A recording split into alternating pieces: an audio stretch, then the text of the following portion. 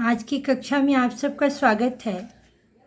बहुत सारे बच्चों ने मैसेज किया कि मैम हम लोगों का जो एक्सरसाइज बुक स्कूल में चलता है उसको समझने में दिक्कत हो रही है, तो उस पर वीडियो अपलोड कर दीजिएगा।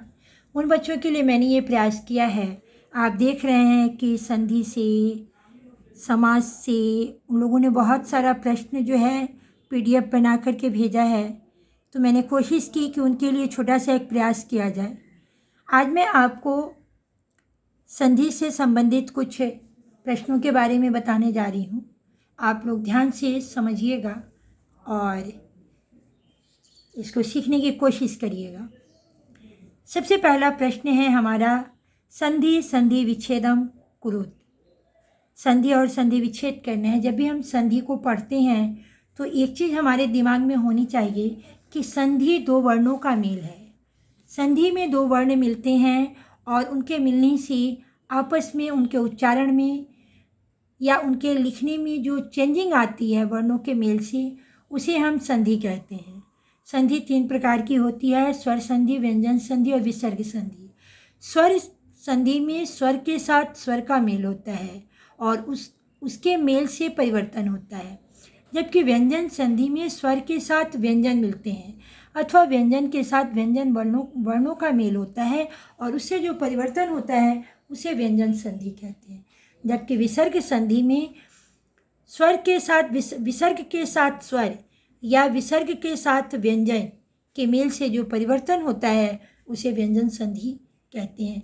मैंने चाहा था कि आपको संधि पूरा डिटेल्स पढ़ा दूं, लेकिन वीडियो बहुत लंबा हो जाता, इसलिए मैंने अभी ये छोटा सा प्रयास किया कि बच्चों का उनका जो एक्सरसाइज है प्रैक्टिस सेट उसे पूरा करा देती हूँ। अगर आप लोग चाहेंगे तो संधि टॉपिक पर मैं आपको एक अलग वीडियो अपलोड कर दूँगी। तो चलिए शुरू करते हैं। सबसे पहला प्रश्न है हमारा, प्रिय जोड़ खड़म। प्रिय जोड़ खड़म में यहाँ आप देख रहे हैं कि संधि हो रही है, तो आपका शब्द बनेगा प्रिय खड़म। लेकिन अगर यही शब्द होगा प्रेम जोड़ खड़म, तो चूंकि माँ के बाद ख आया है, तो ये माँ जो है बाद में आने वाले व्यंजन वर्ण का पंचमाक्षर हो जाएगा, है ना। यदि म संधि का एक नियम है व्यंजन संधि का कि यदि म अथवा न के बाद कोई भी व्यंजन वर्ण आए तो म अथवा न जो है उस व्यंजन वर्ण का पंचमाक्षर हो जाता है। तो ये म जो है ख का पंचमाक्षर यानी कवर्ग का पंचमाक्षर अंगा हो जाएगा, यानी प्रेंग खड़म।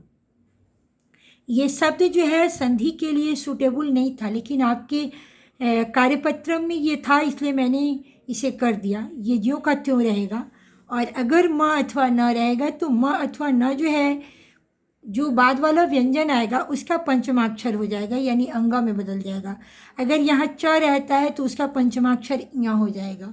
जो भी वर्गीय व्यंजन हो उसका पंचमाक्षर हो जाएगा। अब दूसरा है कि यस्य जोड़ छाया। तो आप इसमें देखेंगे कि यस्य जोड़ छाया में य में जो अ की ध्वनि मिली है यानी अ स्वर है, तो यदि किसी स्वर के बाद, किसी भी स्वर के बाद अगर छ आता है तो छ से पहले च का मेल हो जाता है।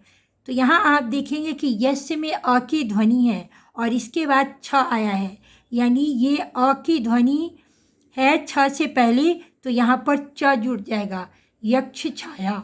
ये संधि का नियम है। ऐसे बहुत सारे प्रश्न आपके साथ हैं। जैसे यहाँ देखिएगा, आपका है स्व, स्व में भी अ है और यहाँ छ है, तो ये अ और छ मिल के हो यहाँ पे क्या हो जाएगा, च जुट जाएगा। व का अ और इस अ के बाद छ आया है तो यहाँ पे च मिल जाएगा। ऐसे बहुत सारे आपके हैं। जैसे आप देखते हैं अ जोड़ छा, तो अ जोड़ छा को जब हम जोड़ते हैं तो हो जाता है अच्छा। ये संधि का नियम है कि किसी भी स्वर के बाद जब छ आएगा तो उसमें च जुट जाएगा। अब चाहे वो आपका अ हो, आ हो, ई हो, बड़ी ई हो, ऊ कुछ भी हो, वो च उसमें जुट जाएगा स्वर के बाद छ आने पर। संधि का ये नियम है। अब यहाँ देखेंगे तिष्ठन जोड़ शब्दायते। तो तिष्ठन जो है ये आपको पहला वाला नियम बताया था कि यदि म या न के बाद कोई भी व्यंजन आए, वर्गीय व्यंजन आए या अंतस्थ व्यंजन या आए या ऊष्म व्यंजन आए, तो म अथवा न जो है अपने पहले वाले व्यंजन पर अनुस्वार के रूप में लिखा जाएगा। तो यहाँ देखिए न आया है और न के बाद आपका व्यंजन वर्ण आया है ऊष्म व्यंजन, तो ये न जो है अनुस्वार के रूप में यहाँ लिखा जाएगा, यानी तिष्ठन शब्दायते। उसी प्रकार से अगला प्रश्न है दुह जोड़ निवारः। तो विसर्ग के बाद अगर कोई स्वर वर्ण आता है ना, तो विसर्ग जो है रिफ में बदल जाता है, यानी दूर निवारः। इसे इस तरह से भी हलंत के रूप में लिख सकते हैं। आपकी पुस्तक में यही दिया हुआ था, जबकि संधि आपकी विसर्ग के साथ होती है। दुह जोड़ निवारः, जैसे निह जोड़ मल निर्मल, रेफ में बदल जाता, आप उसे हलंत के रूप में भी लिख सकते हैं। तो दुह जोड़ निवारः, दूर निवारः, इसे आप विसर्ग के रूप में, ये रेफ के रूप में लिखें या फिर हलंत के रूप में लिखें, दोनों ही स्थितियों में संधि आपकी सही होगी। फिर यहाँ आप देखेंगे अगला प्रश्न है स्व जोड़ छह। जैसा कि मैंने आपको बताया कि स्वर के बाद जब छ आएगा तो जब इसमें संधि होगी तो च जुट जाएगा, स्वच्छ। यहाँ भी वही नियम है, परि ई के बाद छ आया है तो च जुट जाएगा, परिच्छेद। यहाँ अगला प्रश्न है लक्ष्मी, दीर्घ ई के बाद छ आया है तो फिर यहाँ पे च जुटेगा, लक्ष्मी छाया। यहाँ पे आप देखेंगे अगला प्रश्न है दिवम जोड़ गतः। तो म या न के बाद आपको कोई भी व्यंजन वर्ण आए तो म अथवा न जो अपने पहले वाले व्यंजन पर अनुस्वार के रूप में लिखा जाएगा, यानी दिवंगतः। चाहे इसे आप पंचमाक्षर के रूप में भी लिख सकते हैं, क्योंकि म के बाद वर्गीय व्यंजन आया है तो आप इसे पंचमाक्षर के रूप में भी लिख सकते हैं। दिवंगतः दोनों ही स्थितियों में हो सकता है। अब यहाँ देखेंगे लीला जोड़ छत्रम। तो लीला में आ की मात्रा है, उसके बाद छ आया है तो च यहाँ पर जुड़ जाएगा, लीला छत्रम। आप याद रखेंगे स्वर, किसी भी स्वर के बाद जब छ आएगा तो वहाँ च जो है वो जुड़ जाता है। अब यहाँ है अंक, अंक में अन जोड़ क। अब न के बाद वर्गीय व्यंजन आया है तो ये न जो है पंचमाक्षर में बदल जाएगा, कवर्ग का पंचमाक्षर हो जाएगा, यानी कि अंक। अनुच्छेद, यहाँ ऊ के बाद छ आया है तो फिर यहाँ पर भी च जुट जाएगा, यानी अनुच्छेद। केवल ये याद रखें कि अगर किसी भी स्वर के बाद अगर छ आता है तो वहाँ पर च का योग होगा। सीता जोड़ छाया, यहाँ भी आप देखेंगे कि ता के बाद छ आया है तो यहाँ पर भी च जुटेगा, सीता छाया। तत् श्लोकेन, अब त के बाद यहाँ पे श आया है तो संधि का नियम कहता है कि अगर त के बाद कोई भी ऊष्म व्यंजन आए तो त जो है ऊष्म मतलब तालव्य श आए तो त जो है च में बदल जाता है और तालव्य श छ में बदल जाता है। यदि त के बाद तालव्य श आए तो त च में और तालव्य श छ में बदल जाता है। संधि का, व्यंजन संधि का एक नियम है। तो ये हो जाएगा तच्छलोकेन। यहाँ पे त जो है च में बदल गया और श जो है छ में बदल गया, आपकी संधि हुई तच्छलोकेन। मच्छिरः, मच्छिरा में भी आप देखेंगे मत जोड़ शिरः, तो त जो है च में बदल गया और श जो है छ में बदल गया, यानी कि मच्छिरा हुआ। मत जोड़ शिरः, इसका संधि विच्छेद होगा। कुम जोड़ ठितः। अब यहाँ म के बाद आपका टवर्ग का आया है तो ये ठ जो है अपने वर्ग का पांचवा अक्षर हो जाएगा, है ना, तो ये हो जाएगा कुंठितः। रामस जोड़ च।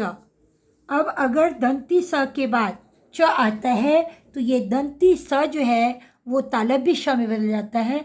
संधि का एक नियम ये भी है, तो ये हो जाएगा रामश्च।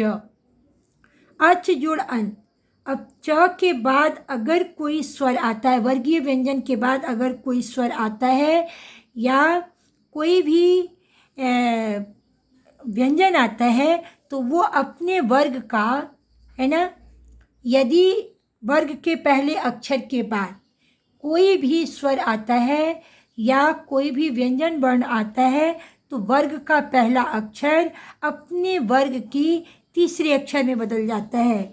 तो अगर मान लीजिए क है और क के बाद कोई स्वर आ रहा है या कोई व्यंजन आ रहा है तो क अपने वर्ग का तीसरा अक्षर हो जाएगा, यानी ग हो जाएगा। तो वैसी स्थिति में संधि के इस नियम के अनुसार च के बाद स्वर वर्ण आया है अ, तो च जो है अपने वर्ग का तीसरा अक्षर हो जाएगा, यानी अजंत। उसके बाद है सत्य जोड़ चरितम। अगर त के बाद च आता है तो यहाँ त जो है च में बदल जाएगा, सत्य सच्चरितम, त च में परिवर्तित हो जाएगा। फिर अगला प्रश्न है अप जोड़ ज। अब यहाँ देखेंगे प के बाद वर्गीय व्यंजन है, पहला अक्षर है, वर्ग का पहला अक्षर है और इसके बाद ज आया है तो वर्ग का पहला अक्षर अपने वर्ग के तीसरे अक्षर में बदल जाएगा, यानी ब में बदल जाएगा, अब्ज। उसी प्रकार से सट जोड़ आनन। अब यहाँ देखेंगे वर्ग का पहला अक्षर है ट और इसके बाद स्वर आया है तो ये वर्ग का पहला अक्षर अपने वर्ग के तीसरे अक्षर में बदल जाएगा, यानी कि षडानन हो जाएगा। संधि का ये सारा नियम आपको याद करना पड़ेगा। अब यहाँ फिर देखेंगे अच जोड़ आदि। अब यहाँ च के बाद आ आया है तो संधि के इस नियम के अनुसार वर्ग का पहला अक्षर अपने वर्ग के तीसरे अक्षर में यानी ज में बदल जाएगा तो आपकी संधि हो जाएगी आजादी।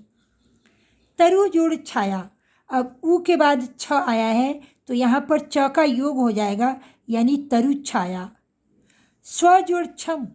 तो यहाँ पर भी उसी नियम के बाद अ के बाद छ आया है तो संधि हो जाएगी स्वक्षम। अनु जोड़ छेदम। यहाँ भी ऊ के बाद छ है तो च जुड़ जाएगा, यानी अनुच्छेदम। तत् जोड़ चित्रम। अब त के बाद च आया है तो ये त जो है च में परिवर्तित हो जाएगा, तच्चित्रम। श्री मच्छर चंद। श्री मच्छर चंद। अब यहाँ देखेंगे आपकी 3 प्रकार से संधि हुई। श्रीमत, श्रीमत शरद चंद्र। अब यहाँ देखेंगे कि मत, श्रीमत में त जो है वो च में बदल गया और शरद का स जो है वो छ में बदल गया, है ना, तो ये हो गया। और ये द जो है त यहाँ पे होता शरद, तो ये त जो है फिर त के बाद च आया है तो ये फिर च में बदल जाएगा, हलंत। तो आपका हो जाएगा श्री मच्छर चंद। एक बार इसे फिर से समझ लें। श्री मत, है ना, मत और शरद, तो मत के बाद त के बाद श है तो ये त जो है च में बदल गया और ये श जो है छ में बदल गया और ये र ज्यों का त्यों हुआ। और यहाँ पे जो त हलंत है, त हलंत शरद का त हलंत, तो इस त के बाद चूंकि ये च आया है तो ये त जो है च हलंत में बदल जाएगा, यानी आपका चचा यहाँ पे द्वित की स्थिति में हो जाएगी, यानी श्री मच्छर चंद्र। 3 जगह 3 शब्दों की यहाँ पे संधि हुई है। मत जोड़ शत्रु। अब त के बाद स आया है तो ये त जो है च में बदल जाएगा और ये श छ में। मच्छस्त्रु। तत् जोड़ श्रुत्वा। यहाँ पर भी त के बाद श्र, श हलंत र, श्र जो है श हलंत जोड़ र के मिलने से बनता है तो यहाँ पे श आया है तो ये श छ में बदल जाएगा, यानी कि त जो है च में बदल गया और श छ में बदल गया तो मच्छस्त्रु।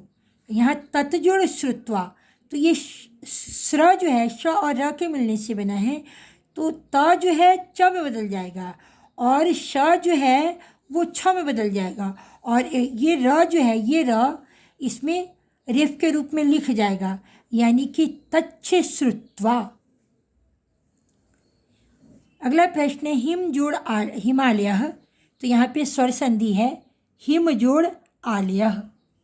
यहाँ पे म के साथ आ मिला है तो दीर्घ संधि हो गई है।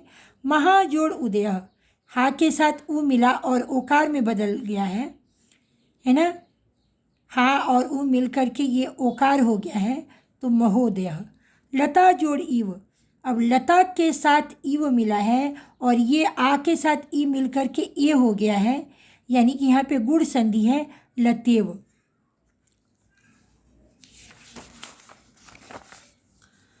अगला प्रश्न है हमारा तरु जोड़ छाया। अब यहाँ भी देखेंगे कि ऊ के बाद छ आया है, तरुच्छाया। स्वक्षम, यहाँ पे आपको संधि करनी है, स्व जोड़ क्षम। अब अ के बाद छ आ रहा है तो यहाँ पे च जुड़ जाएगा। यहाँ पे आपको संधि कर देनी है, अनु जोड़ छेदम, तो ऊ के बाद छ है इसलिए च जुड़ जाएगा, अनुच्छेदम। एक जोड़ छत्रम, तो क के अ के बाद छ आया है तो ऐसी स्थिति में च का योग हो जाएगा, एक छत्रम। तरु जोड़ छाया, तरुच्छाया। तचित्रम है ना, तत् जोड़ चित्रम। तो इस तरह से हम लोगों ने ये संधि की।